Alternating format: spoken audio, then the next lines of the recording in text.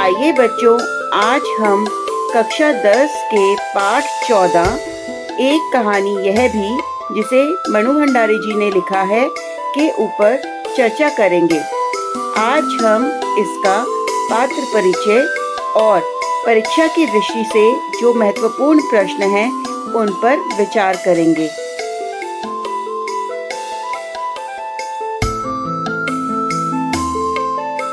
यह हमारे चैनल का लोगो है जो कि YouTube पर है। आप YouTube पर जाकर सुनो रे किस्सा चैनल को सब्सक्राइब करें।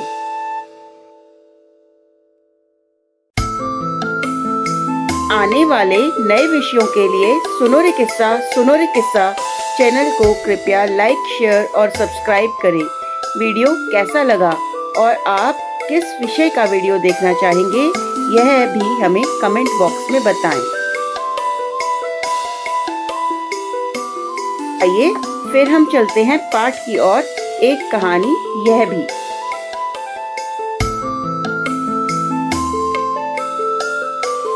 इस पाठ के प्रमुख पात्रों में भंडारी जी का स्थान महत्वपूर्ण है, जो कि लेखिका के पिता हैं। आइए उनके चरित्र के गुणों पर चर्चा करते हैं। वे महत्वाकांक्षी थे, धुन के पक्के थे, यश और प्रतिष्ठा के प्रति सजग थे, अति क्रोधी थे, स्वभाव से शक्की थे, बच्चों की शिक्षा के प्रति सजग थे, परोपकारी थे।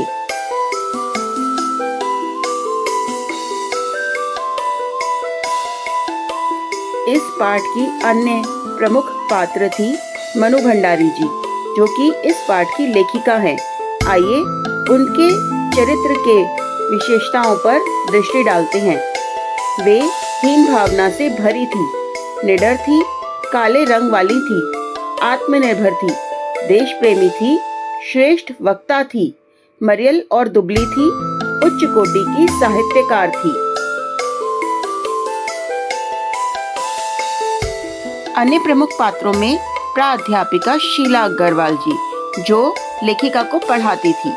तो आइए उनके चरित्र पर दृष्टि डालते हैं। हिंदी की अध्यापिका थी, निडर थी, हिंदी साहित्य के प्रति बच्चों को प्रेरित करने वाली थी। लेखिका को जीवन में संघर्ष की शिक्षा उन्हीं ने दी।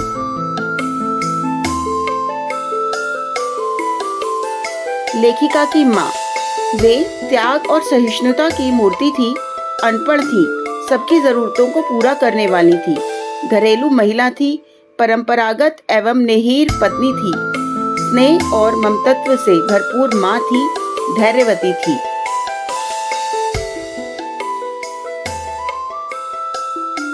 डॉक्टर अंबालाल, ये भंडारी जी के घनिष्ठ मित्र थे, अजमेर के प्रतिष्ठित सम्मानित व्यक्ति थे, लेखिका के भाषण को सुनकर प्रशंसा करते थे।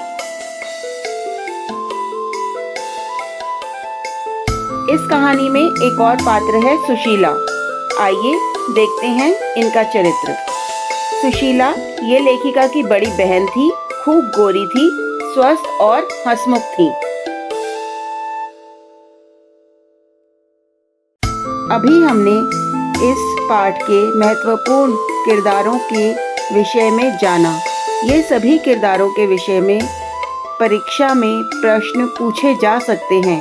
इनके महत्वपूर्ण गुणों को लिखकर आप उसमें पूरे अंक प्राप्त कर सकते हैं। आइए अब इस पाठ में से महत्वपूर्ण प्रश्नों को देखें, जो कि परीक्षा की दृष्टि से अत्यंत महत्वपूर्ण हैं।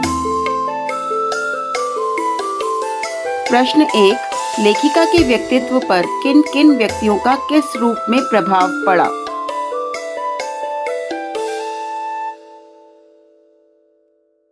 उत्तर, लेखिका के व्यक्तित्व पर दो लोगों का बहुत अधिक प्रभाव पड़ा। एक तो लेखिका के पिता तथा दूसरी उनकी कॉलेज की हिंदी प्राध्यापिका शीला अग्रवाल। पिता के अनजाने अनचाहे व्यवहार ने लेखिका के मन में हीन भावना उत्पन्न कर दी। लेखिका काली थी और उनके पिताजी को गोरे रंग वाले पसंद थे। हीन भावना के कारण लेखिका को अपनी किसी उपलब्धि पर विश्वास नहीं होता था। पिताजी शक्की स्वभाव के थे, इसी कारण लेखिका के व्यक्तित्व में शक्की स्वभाव की झलक दिखाई देती है। बाद में पिताजी लेखिका के राजनीतिक गतिविधियों में हिस्सा लेने से बहुत खुश हुए। समय समय पर वे लेखिका को राजनीतिक गतिविधियों में भाग लेने के लिए प्रोत्साहित करते रहे। हिंदी की प्राध्यापिका शीला अग्रवाल ने लेखिका की रुचि उच्च साहित्य की ओर उन्मुख की तथा साहित्यिक रचनाओं को पढ़ने के लिए प्रेरित किया और उन पर विचार विमर्श भी किया। उन्होंने लेखिका को साहित्य को समझकर परखने की दृष्टि प्रदान की। उन्होंने राजनीतिक गतिविधियों में सक्रिय भागीदारी के लिए प्रेरित किया तथा साहसी और निडर बनाया। प्रश्न 2। लेखिका ने बचपन में अपने भाइयों के साथ गिल्ली डंडा तथा पतंग उड़ाने जैसे खेल भी खेले, किंतु लड़की होने के कारण उनका दायरा घर की चार दीवारी तक सीमित था। क्या आज भी लड़कियों के लिए स्थितियां ऐसी ही हैं या बदल गई हैं? अपने परिवेश के आधार पर लिखिए।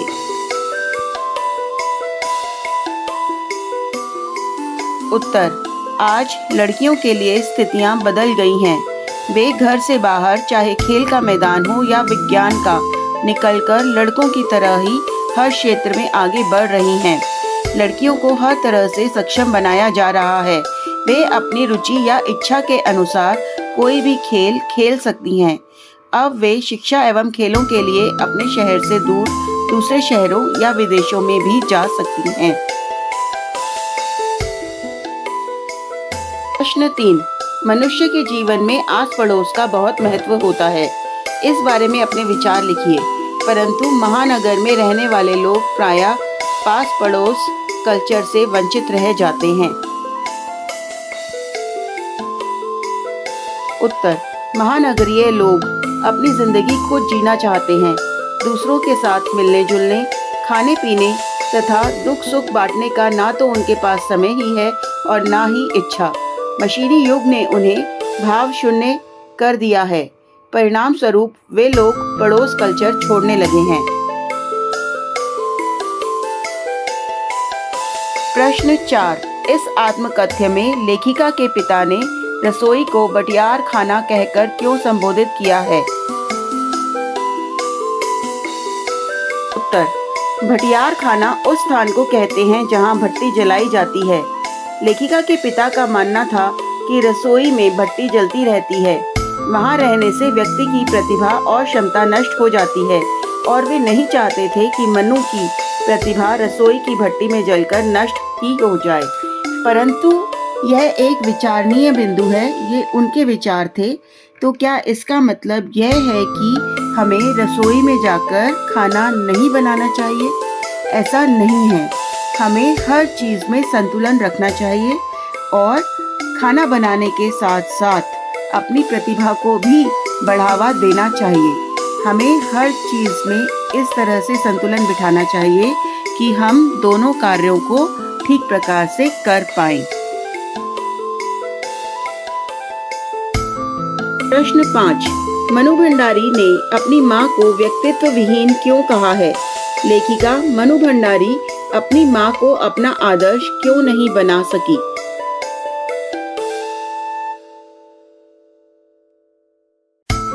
उत्तर: मनु भंडारी की मां त्याग और धैर्य की पराकाष्ठा थी। अपने पति के बात बेबात पर होने वाले क्रोध को भी चुप रहकर सहती रहती थी और कभी भी बदले में विरोध नहीं करती थी। वे अत्यंत सहनशील स्त्री थी, पर वे लेखिका के लिए कभी आदर्श नहीं बन पाई क्योंकि लेखिका स्त्री के अधिकारों के प्रति सजग थी। उनके अनुसार मां का त्याग उनकी मजबूरी से उपजा हुआ था।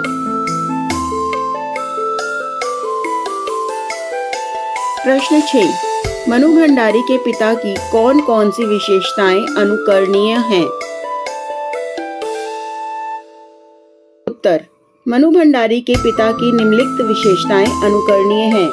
गरीब बच्चों को घर में बिठाकर पढ़ाना, बच्चों को डिक्टेशन देना, आत्मनिर्भर बनाना, स्वतंत्रता के समय देश की राजनीतिक बहस में हिस्सा लेना, अपनी बेटी को उच्च शिक्षा के लिए कॉलेज भेजना, देश की हालातों के बारे में अपनी बेटी से चर्चा करना। प्रश्न 7। अंतिम दिनों में मनु भंडारी के पिता का स्वभाव शक्की हो गया था। लेखिका ने इसका क्या कारण दिया? उत्तर। लेखिका ने अपने पिता की शक्की स्वभाव का कारण अपनों के विश्वासघात को दिया है। वह विचार करती हैं कि कितनी गहरी चोटें होंगी वे जिन्होंने आंख मूंदकर सबका विश्वास करने वाले पिताजी को इतना शक्की बना दिया। लेखिका ने यह भी बताया कि गिरती आर्थिक व्यवस्था के कारण भी पिताजी का स्वभाव बाद के दिनों में शक्की हो गया था। जब तब परिवार वाले भी इसकी चपेट में आते रहते थे।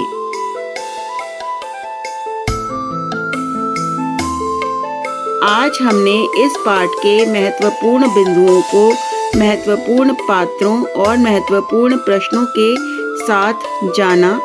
यह सभी बिंदु परीक्षा की दृष्टि से बहुत महत्वपूर्ण हैं।